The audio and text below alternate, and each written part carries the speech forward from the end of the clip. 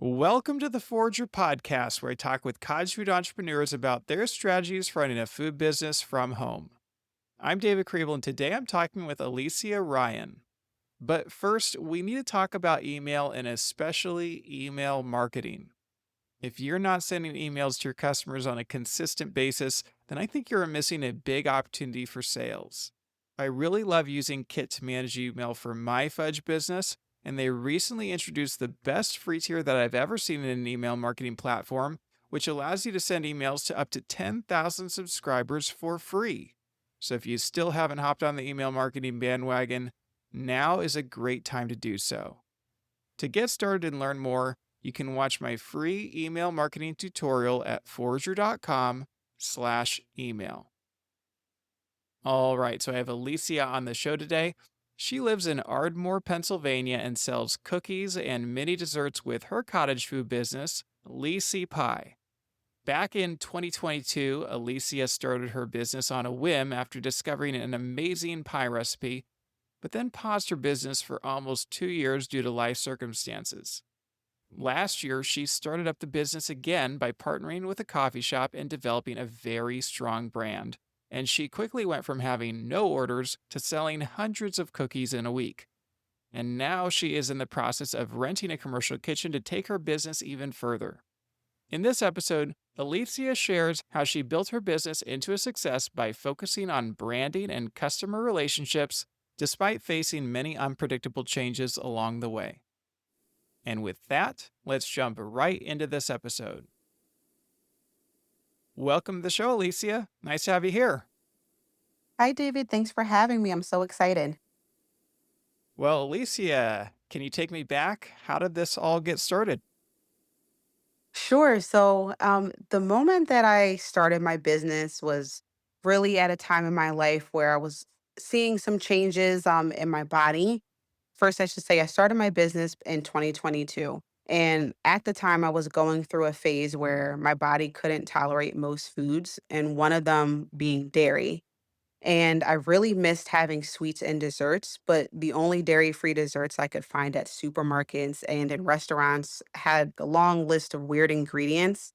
And I wholeheartedly believed I could make the same version with healthier and whole ingredients. And it all started with this gorgeous laminated puff pastry pie that I made with a plant-based butter that I found at a local grocery store. And when I tried it, I knew I had something so special that I had to share it with my friends and family. So that's how it all began. And throughout the process, I fell in love with baking and experimenting, and I launched my business the next day. Wow. So one day after you made this thing, you started your business? Yeah, it was pretty incredible. It was a white peach filling with maple and a little bit of ginger. And I went to YouTube University and learned how to make puff pastry. And it was just gorgeous, had a gorgeous flake to it. And it was really special. And it was something that I wanted to share with my family and friends. I've never heard of someone who discovered a product and then literally the next day started a business for it. So was this something you'd ever thought about? Like, oh, maybe I'd open a bakery someday. Like, where did this come from? So I started baking through COVID like most people. I would experiment with some cookies and some cakes, but it wasn't something I thought I would do for myself. My aunt is actually a baker and owns her own bakery. So I knew it ran in the family. It just wasn't something I thought of for myself. But that day that I made the pie, I went to sleep that night and everything just came to me. The name of the business, the vision, the branding, all of these things. And so it kind of unfolded very naturally. I do want to clarify you mentioned your aunt. Aunt Carla was on the show 3 years ago on episode 78. And when we asked you to be on this podcast, we had no idea about that connection. So you told us about that. So that's kind of a cool thing to discover. Yeah, yeah, I'm following in her footsteps, and she's an incredible gluten-free baker, so happy that it runs in the family. Yeah. And I asked you specifically, like, is she the one who inspired you to start a cottage food business of your own? And it sounds like she didn't, right? It's just happenstance. Happenstance, it definitely came to me on my own. I thought to myself, like, "This is really nice. Maybe one day I'll start a bakery." Those are my actual thoughts, and then I launched it the next day. I was thinking to myself, "Why do I have to wait for one day? One day could be now." I feel like that's the opposite of most people. Like most people just spend a lot of time thinking and wondering and researching. So is that just like who you are as a person? Like if you have something you want to get, you go after it? You could say that. I've had a lot of ideas, business ideas throughout my life, just many things I wanted to do. I always thought I would have my own business and I always thought I would be an entrepreneur. I just didn't know it would be me having my own bakery. Did you have any entrepreneurial experience before this? So I minored in entrepreneurship at university. And other than that, entrepreneurship really runs in my family. So grandparents on both sides of my family were entrepreneurs and they founded and owned very successful businesses and then passed them to my parents.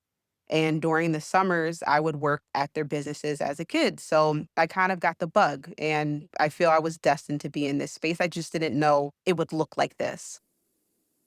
When you say you started the business one day after discovering this product, what did that actually mean? Did you actually start selling your product one day later? So I came up with the branding and I launched the name and the concept to my family and friends. And I think a week from that point, I had my first event. And I did a tasting event where I offered two different pie flavors paired with different cheeses and wines. And I had all of my family over and I started taking orders, I want to say a week from that point. I gotta say, Alicia, I think that might be a record for the fastest launch of a business and the most unexpected launch of a business, too. And how did that first event go? It was so fun. It was in October of 2022, and as I mentioned, I had these 2 different pie flavors. One was a classic apple pie, the other was a maple ginger spice pie, and I just loved curating the menu, coming up with these different cheeses that would pair with the different apples that were in each pie, and then having wines that complemented the cheeses that I was offering, and I think I left the event with, I wanna say, I don't know, between maybe 10 orders, and some of them were for Thanksgiving. Because again, I launched this business at the end of October, and it was really nice. We had music playing, I set up the whole display, I had a movie on in the background just so people could mingle and move freely throughout this space, so it was really nice. And what were you doing up to this point? Did you have a job? Yeah, so my background is actually in corporate retail, and I still actually work in corporate retail full time. And what I do for work is very analytical and numbers based. And so baking has also become this creative outlet for me that kind of exercises the little girl in me that always wanted to be an artist. Yeah, I did see that you said you have a strong interest in art and have always had an interest in art. It's kind of interesting that you kind of went from this analytical background to something very different. So is it just because of this love of art that you've had? I honestly feel it is. My dad is an artist at heart. I'm an artist at heart. And growing up for me, I could never pick a discipline, even though I had been to many art schools. So I studied different things like fashion design, interior design, architecture, sketching, and all these different mediums, but I could never pick an outlet. And for me, I found that through baking. One of the things that I love and how I express my art through my baking is coming up with these really fun flavor pairings, but then also I enjoy plating, I enjoy photographing, I do all my own photography and with natural light, and I also design all my own packaging to match whatever order I'm working on. I can see you have a really strong brand. We're going to get to that in a little bit. But most people, I feel like, that have this latent art background like you have, oftentimes go into doing custom art baked goods, like custom decorated cookies and custom decorated cakes. Is that something you've ever explored? Because I've noticed that your business is customized and artistic, but in a different way. Yeah, I would say in a different way. I don't do the cookies with all the decorated icing or the fondant cakes with the decorated piping and icing. What I really enjoy doing is taking the concept or the theme from whoever my client is. So they might be having a baby shower and the colors are purple and yellow and the theme might be whimsical. So I take that inspiration and then I translate that into a menu that speaks to that concept. And then I design all of the hang tags and the packaging and even curating the menu in terms of what item I'm going to provide for that event. So, can you give us an example of an event that you did and then what the finished product actually looked like? Yeah, so there's a business that just opened near me. It's called Rowan Inc. And they are an ear piercing shop that caters to young adults and first time children who are getting their ears pierced. And they make the experience for them very welcoming and very fun. So they fill a niche in that most ear piercing places might be at the kiosk in the mall. In this particular environment with Rowan, their colors are very youthful and fun and welcoming. They use a lot of pinks and greens, and they're all about honoring the celebration of the moment. And this shop opened up across the street from me, actually. And I reached out to them and said, I would love to donate cookies for your grand opening. They said yes. And then they gave me creative control to come up with the menu and everything else. So I took their colors and their branding and their mission statement, and I came up with three different cookie flavors. And one was a strawberry or a sugar cookie rolled in strawberry sugar. And the other was a celebratory cookie that had a vanilla icing with sprinkles on top. And then the third cookie was a pink white chocolate chip cookie. And I put them in packaging with their label on it. I designed a matching menu with some of their brand identity, the pieces of their brand identity, and delivered it to them for the grand opening. It sounds like that was one of your most meaningful projects and kind of like a passion project. Why did you choose to offer to donate that to them instead of asking if they'd like to order from you?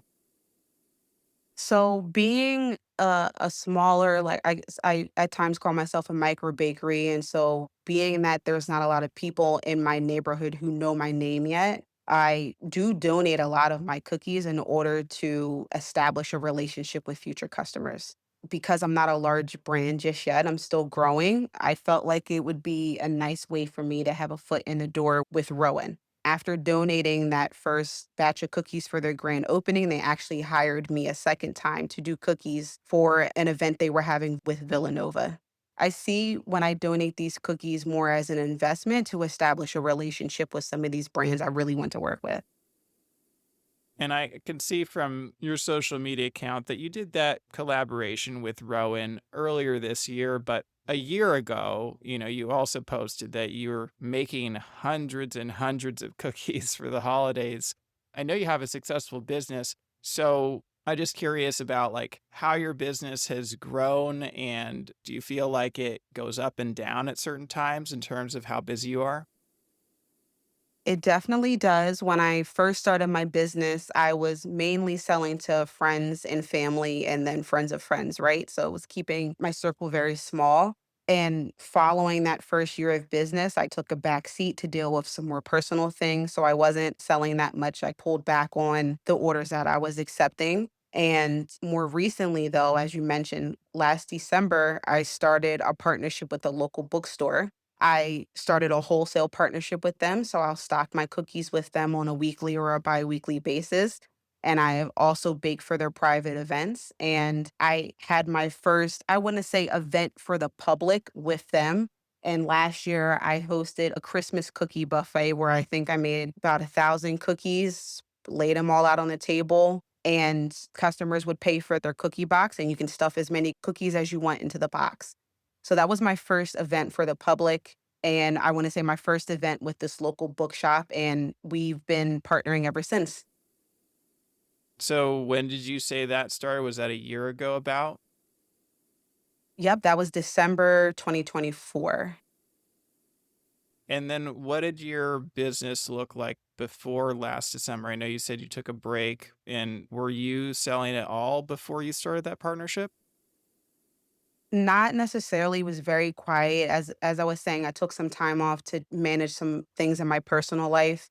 I did a little bit of testing here and there. If I caught some inspiration, I would bake that item and then gift it to like my family or friends. But other than that, I wasn't really selling prior to December 2024.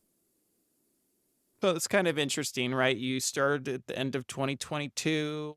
I know you got some Thanksgiving orders, and then you had this hiatus and then revamped your business with this wholesale account. So if you can think back to 2022 when you started, did you have a vision at that time for what you hoped it would become?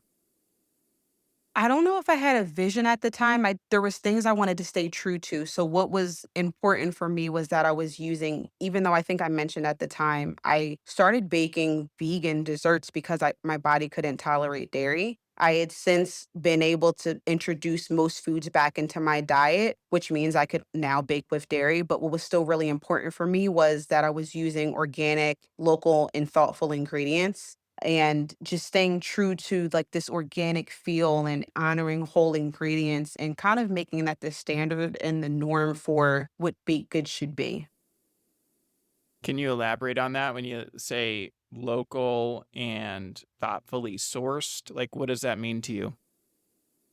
For me, that means if I'm offering anything with a fruit filling or fruit in it, I source it from the farmer's market. Otherwise, I'm using organic flour, organic cane sugar, and I actually make my own organic dark brown sugar. And I use rich pasture raised butter and pasture raised eggs.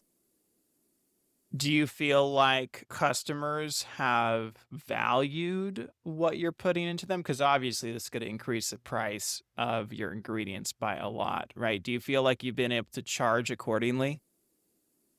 I do feel like I've been able to charge accordingly. There's some people who are used to the prices that you're gonna see at the supermarkets or with other bakeries. I kinda reconcile with myself that might not be my customer. I actually even contemplated offering 2 different pricing menus, so for those who were interested in organic bakes versus those who were interested in conventional bakes. And I since moved away from that because I still want to honor, as I was saying, and stay true to my vision for offering something that is whole and complete.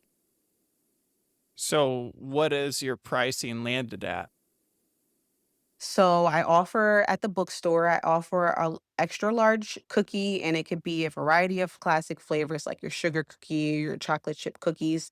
Those would be $6 for an extra large. And I offer your standard size cookie, which are about a 1 ounce cookie. Those will be $1.66 to about $2, depending on what I'm adding in. Sometimes I'll do some classic flavors. Sometimes I'll do some more premium cookie flavors like a strawberry cheesecake sugar cookie or an apple pie sugar cookie, something elevated based off of the season or whatever holiday that we're celebrating. And those tend to range for a little bit more.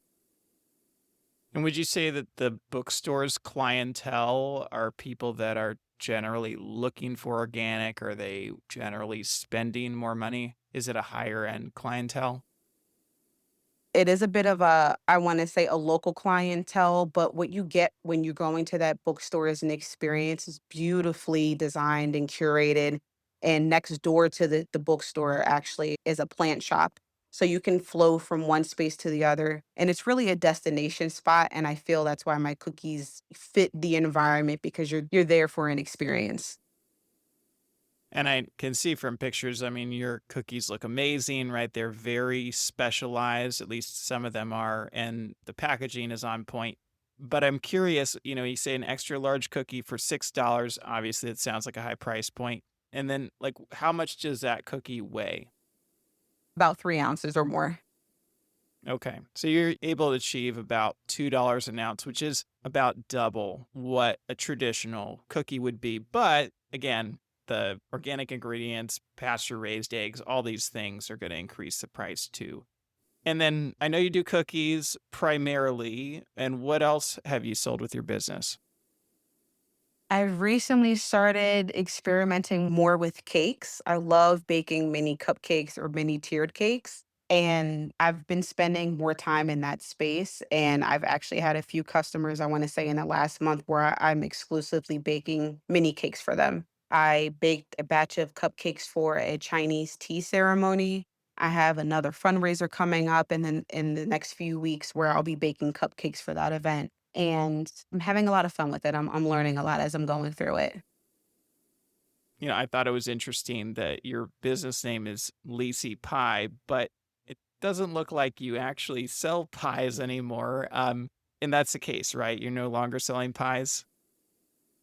I still sell hand pies, but on a smaller scale because they're so time consuming. I hand laminate everything from start to finish. So the pie is 100% made from me. There's no phyllo dough involved, and everything is made from scratch. So because it takes more time and I'm also juggling a full-time job, I release my hand pies during certain times of the year. So I'll release them in the spring around Mother's Day or Easter, and then I'll release them again for Thanksgiving and Christmas. So it sounds like the product that inspired you to start the whole business is no longer on your menu. Is that correct? It's still available on my menu just at limited times of the year. And I did notice that you eventually incorporated the apple pie into a cookie, correct? Mhm. Yes. Has that done well? It looks very labor intensive to me. So, for that cookie, it was really fun. It is a bit labor intensive because all of the components have to be made first, right? So, I'm making an apple pie jam to be swirled within the dough. I'm, of course, making the cookie dough from scratch. And then also, I'm hand laminating pastry pieces that I then cut into triangles to top the cookie. So, three different components, your traditional cookie, your apple jam, and then your pie piece, all to make up the apple pie cookie. And what did you sell those cookies for? Those were my specialty cookies for a 3 ounce would be 6.50. And I was wondering, did you expect to be fully focusing on pie when you named your business Lee Cee Pie? I did actually. I thought I was gonna be one of those bakeries that offers one single thing, but in a lot of different flavors. So I thought I was gonna have apple pies and blueberry pies and all these different flavors and fillings, but pie would be my focus. And I realized again that the pies can just be they're special, they take a lot of time and a lot of attention. And it's not something that I can whip up or kick out of my kitchen very quickly. And I could do that with cookies, which is why I started to expand my menu in terms of cookies. And now I'm expanding more into cakes. But the pies are still the heart and the soul of Lee Cee Pie. Did you ever experience like difficulty selling your pies at a certain price point? I haven't. I did one farmer's market, I want to say last fall, and I only offered pies and pastries, and I sold out in an hour and a half. Have you experimented with just like continuously increasing your pricing of the pies to better compensate you for the effort that it takes? I thought about that, but then my pies would be $10. So I have since started doing smaller pastries, so ones that could fit in the palm of your hand and going a little bit lower on my price. $10 for a pie sounds really small. So are you talking about mini pies? So $10 for the pie would be a hand pie and it would be about 6 by 4 inches. Have you ever done like full size pies? I haven't actually. Okay. All right. So I had in my head that you started out selling full size pies. And now I understand that you started out selling hand pies. And that makes a lot of sense. That they'd be very time intensive, obviously. Yeah, yes. But I still feel like, I don't know, $10, I could see someone paying $10 for a hand pie. Uh, maybe I'll try it out. But I'm in this moment right now where I love minis. Like I love the mini cookies and the cupcakes and mini pastries. I did mini pastries for a pop-up this past spring with a local shop and they had a strawberry preserve filling and a lemon curd filling and they flew. They were so popular. They were something I was offering. They were in the shape of a flower and they were something I was offering for the beginning of spring and they were really, really popular. So I've been in this space where I'm loving minis right now. Well, one thing I will say is that everything is very intentional with your business. Like you have a limited menu, a focused menu, and then also your products all feel like they're connected to each other? Like, what would you say your inspiration is for your products? So when I was building my brand, there was words that I wanted to embody, like the branding, like my vision. And the words I used were organic, whimsical, and minimalist. So they are organic in their packaging and organic in their ingredients, whimsical in flavor. So I'm using flowers and lemon curd and fruit preserves and tea inspired flavors. And then minimal again in the packaging, again with just very clean lines for my logo, white header cards, or brown packaging. So those three words for me aren't just a representation of my brand, they're a representation of my personality and how my art flows through me. It looked to me like you kind of had an Asian flair with your baked goods. Would you agree with that? I do. It's somebody else described my artistry as like French inspired, but my flavor pairings, yes, I agree, are have a little bit of an Asian flair. So, can you share a little bit more about the flavors that you've offered and which ones are some of the most popular? So me personally, I really enjoy tea and different types of tea, green tea, Earl Grey teas. So I bake a lot with those flavors or flavors that complement that. So I love baking with Earl Grey or pairing that with lavender, baking with matcha and putting that into a glaze or putting that into a coffee cake. Lemon is usually a staple in my menu, although it's the freshest and I think the most appreciated in the spring or the summer.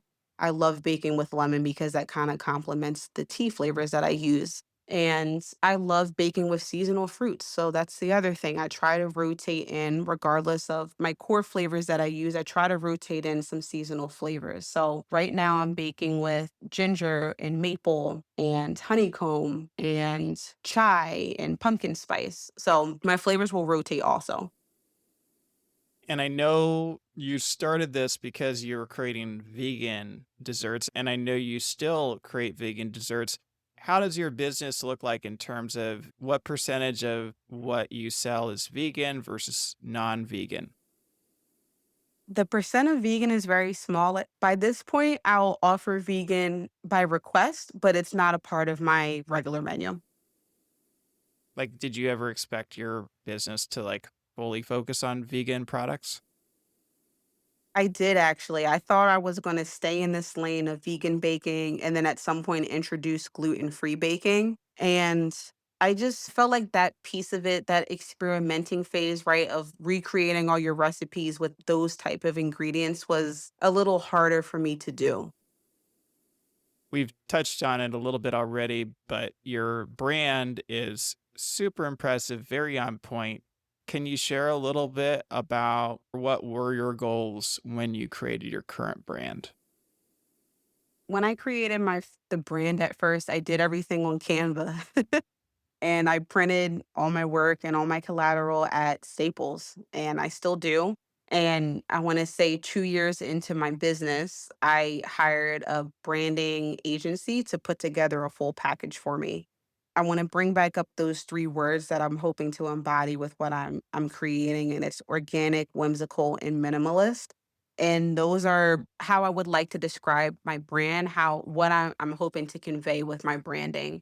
And I shared that with the 2 incredible ladies that I work with and them designing everything, my logo, my icon, and my color stories, etcetera.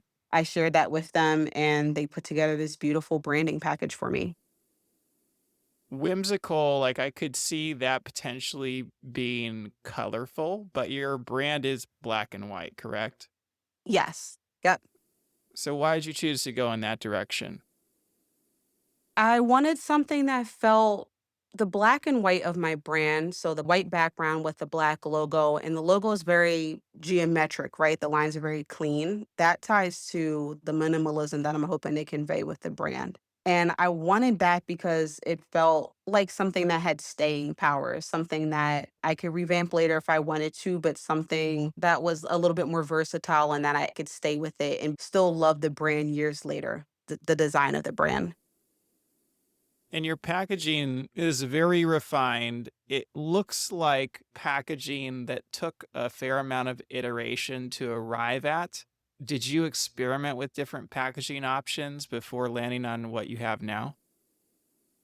I did. I used to use more stickers in my branding and the background was pink and I used more script in my labels and I did pare it down. I just wanted to be something just clean and also that minimalist and like those clean lines also speak to the type of ingredients that I use.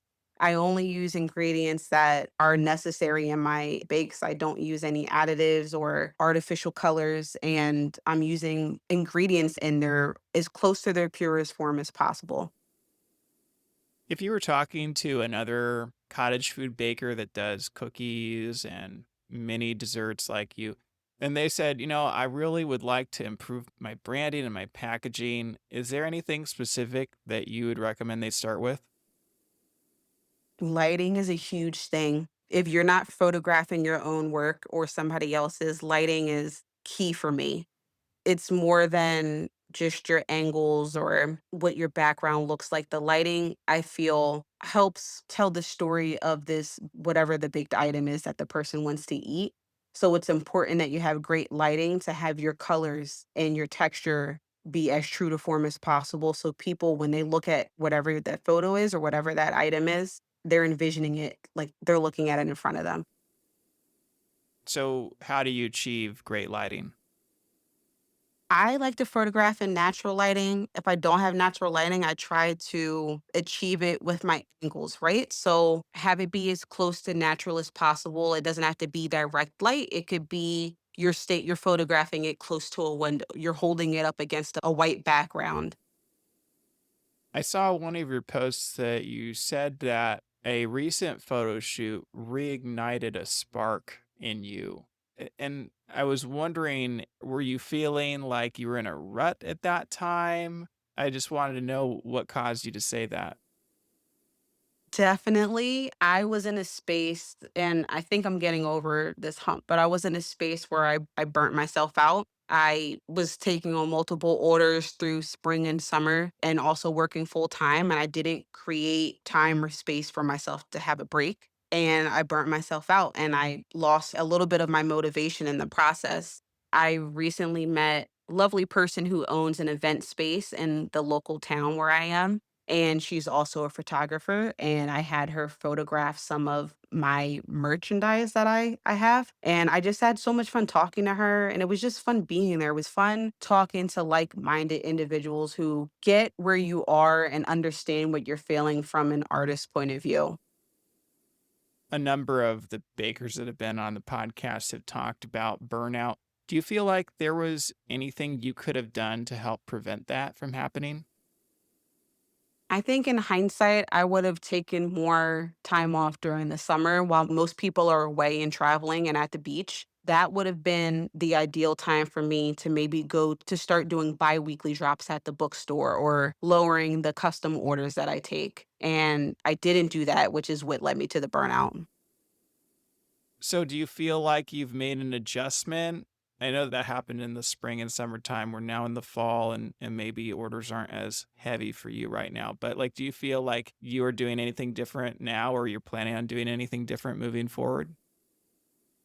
Yes, I'm managing my burnout now just by making more space and time for rest and to get out of the kitchen and do more fun things with my family and friends. So that might look like lowering the amount of orders that I accept on a weekend so that Saturday I can go spend time with family or I can go explore something new. And then also, I'm finding that giving myself that break from being in the kitchen is also inspiring me, right? Like, I'm changing my environment and I'm going out to see different things, experience different environments, and that also then later sparks some inspiration in me for what I wanna bake.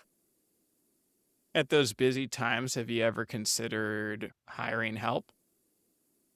I actually have recently hired an intern, and she goes to the restaurant school down in Philadelphia, and she helps me with my large orders, so yes. And how's that going? It's great. She doesn't need a lot of hand-holding. She does this at school, so I don't have to tell her how to mix cookies and for how long, those details that might not come to people who baking doesn't come natural to. So it sounds like the wholesale account kind of rebooted your business. And then from that, you've now started doing a lot more custom orders too. So How would you say your business is split right now? Like, how much of your business is wholesale coming from the coffee shop, and how much of it is custom orders?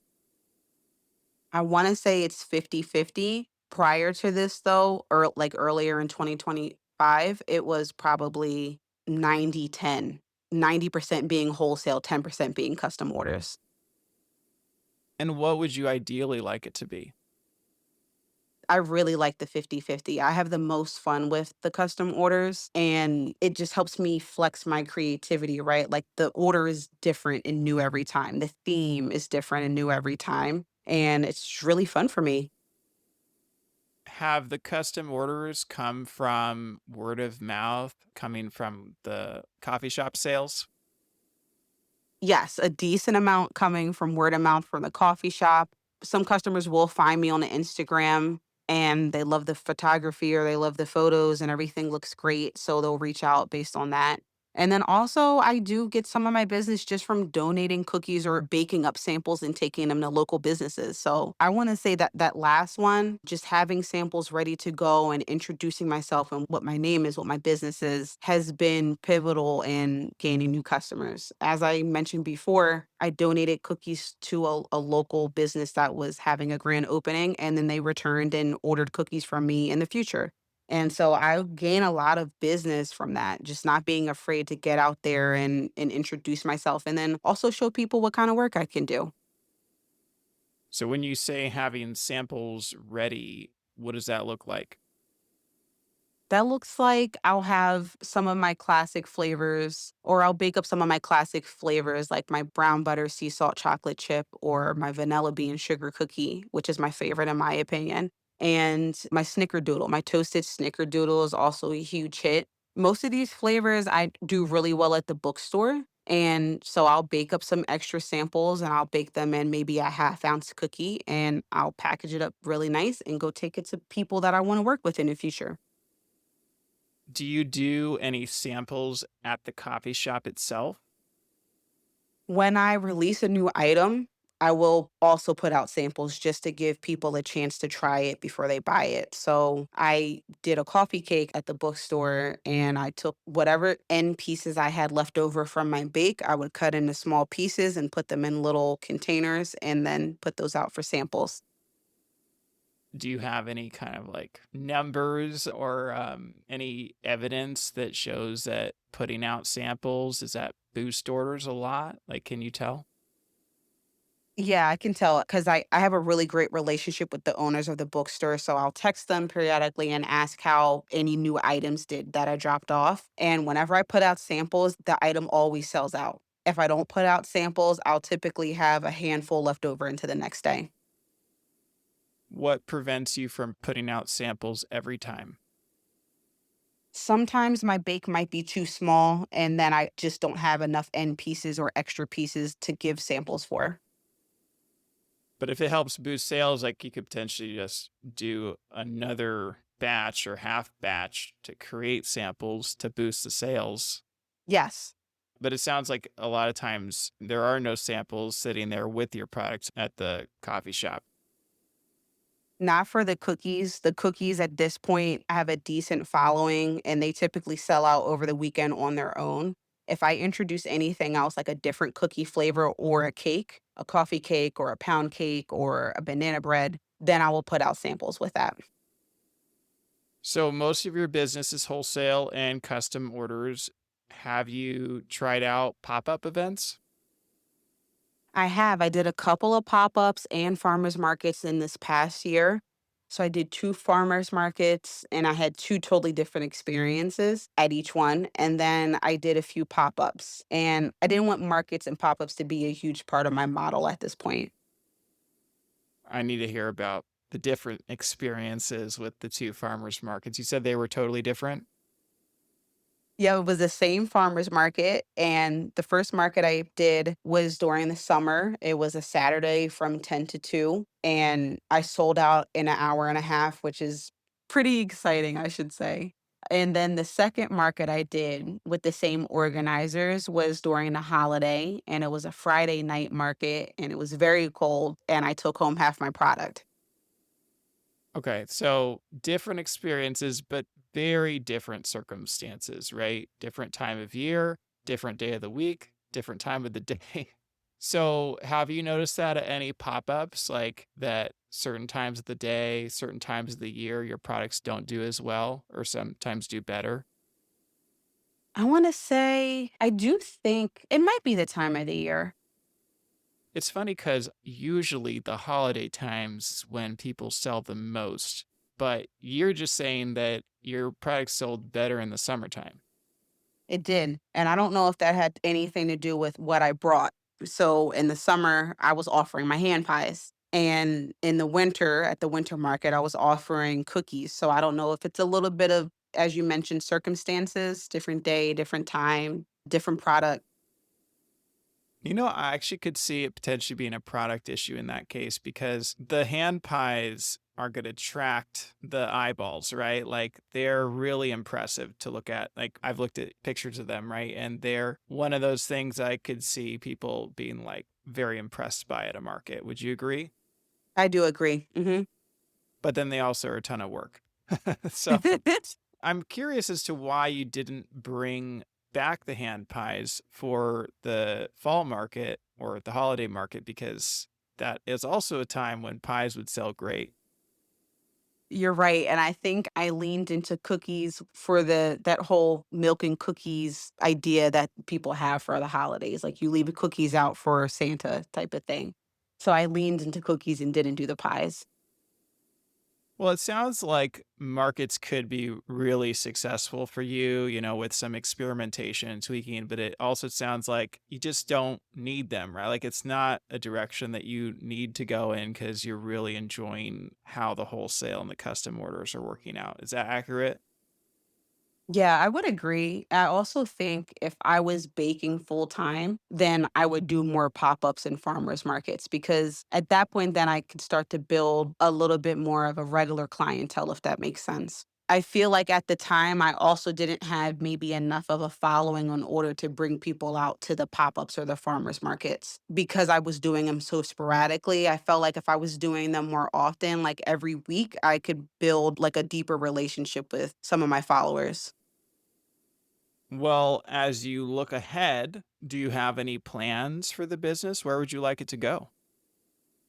Looking ahead, I would really like to expand my special event baking and do more work with businesses and brands and everything. That's my favorite part about what I do.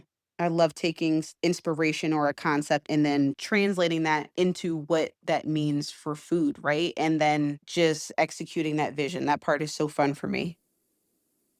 I know you've had moments where you're baking hundreds and dozens of cookies, and you've got the baking rack, I see. And so, have you ever thought about potentially going commercial? So I actually am in the process of finishing up paperwork to get into a commercial kitchen. So, what has that process been like to find it and to get in? It's been really challenging based on my location. So that I know of, there's only a handful of commercial kitchens in my area, and they're all about 40 minutes away from where I live. So it took me some time to decide which space I wanted to be in based off of the commute and which days I would be there, and just talking to other bakers or food makers who were in that space and getting their opinion on how things go and how things run at that commercial kitchen. So I finally landed on a space and then it's in Northeast Philadelphia. And I started my paperwork and I have to go through 2 rounds of licensing. So I have to get licensed through the state and I also have to get licensed through Philadelphia County. Did you look into any options that are closer, like potentially trying to rent out a restaurant's kitchen in the off hours or something like that? I did. I looked into if I could rent out the kitchen of local churches or, as you mentioned, local restaurants, and nothing came to fruition. So you're moving forward with this idea. What do you expect it to look like? Like, how often do you think you're going to be going to the commercial kitchen to bake? I will be there a few times a month. Am still licensed to bake from my home, so I'll always have that as a backup.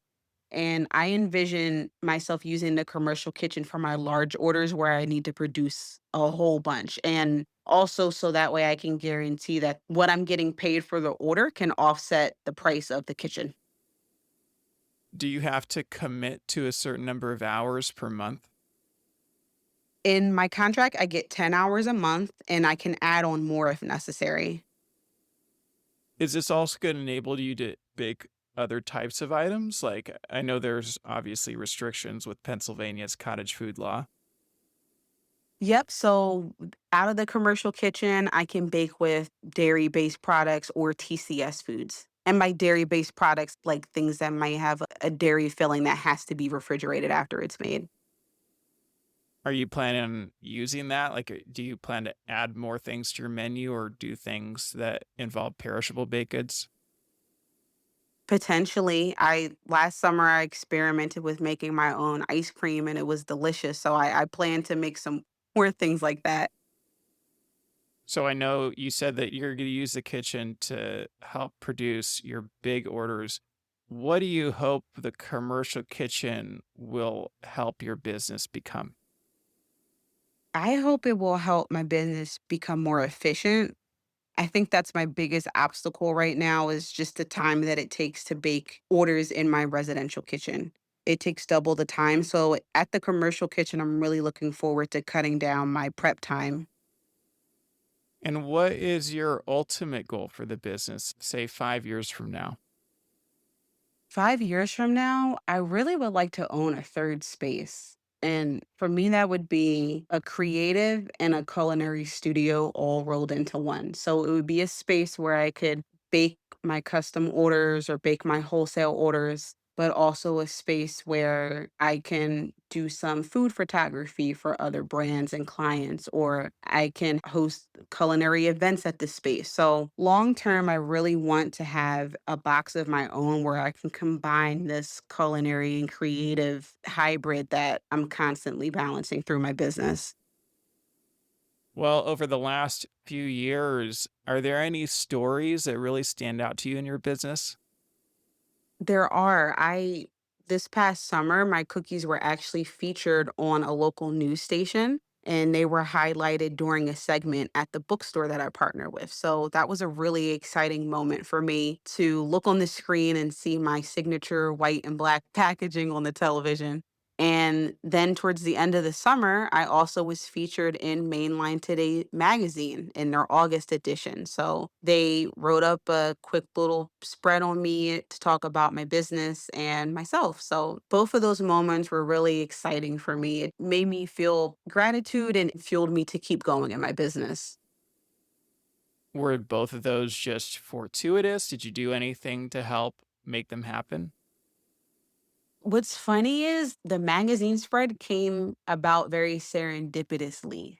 I connected with somebody on Instagram and they ended up being a photographer for the local magazine, but I didn't know that at the time. I reached out to them thinking they were somebody I met at one of my pop-ups, and they reached out to me thinking they were somebody they met at a different event. And when we both realized we weren't who the other person thought they were, we still introduced ourselves to each other. And luckily, the photographer said that he really loves to feature minority and local businesses in this magazine. And he would be reaching out later to cover me in a spread potentially. So that experience happened very organically. It kind of took me by surprise, but obviously very excited and just kind of a funny story when I think about it. And then the feature of my cookies on the local TV station, the bookstore that I partner with, they were being covered in a local segment.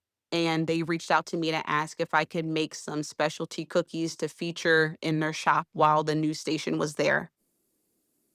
So, what advice would you give an entrepreneur who's just getting started out today?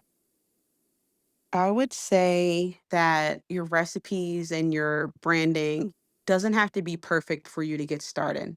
It has to be good. It has to be great, but it doesn't have to be perfect. You can tweak it along the way. For me personally, I'm probably on like iteration 20 of my cookie recipe, or I've redone my labels and my business cards many times. That's something I wish that I knew in the beginning was that those things didn't have to be perfect. They had to be good, and I could tweak it along the way. So don't let those things be the reason why you don't get started. So do you feel like you spent a lot of time trying to make everything perfect before you really move forward?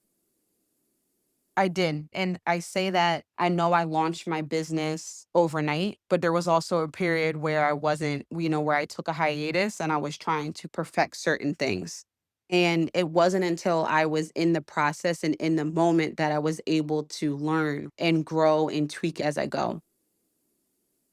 Well, as you think back on the last few years, what has this business meant to you?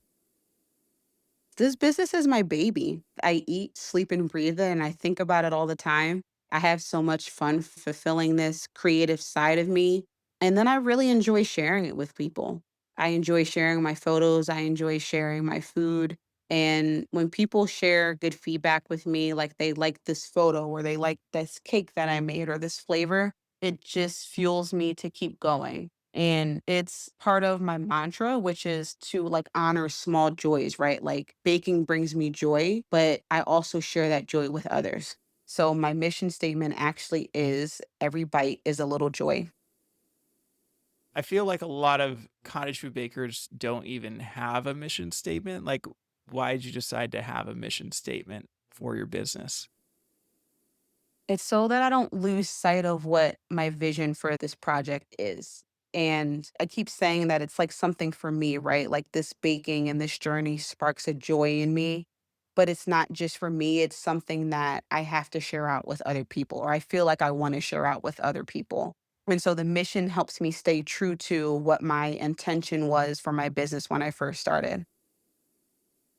Well, thank you so much, Alicia. Now, if people would like to learn more about you, where can they find you or how can they reach out? So they can find me online at leacypie.com or at Lee Cee Pie on Instagram and Pinterest. And if you're local to Ardmore, you can shop my cookies at the Bookery Coffee House in Havertown, PA. I do a bi-weekly or a weekly cookie drop with them. Awesome. Well, thank you so much for coming on the show and sharing with us today. Thank you so much for having me. I really appreciate it. That wraps up another episode of the Forager podcast. For more information about this episode, go to forager.com/podcast/155. And if you feel like you've gotten a lot of value from this podcast, I have a favor to ask you. Could you take a quick moment right now and leave me either a review on Apple Podcasts or a rating on Spotify? It's truly the best way to support the show and will help others like you find this podcast. And finally, if you're thinking about selling your own homemade food, check out my free mini course where I walk you through the steps you need to take to get a cottage food business off the ground. To get the course, go to cottagefoodcourse.com. Thanks for listening, and I'll see you in the next episode.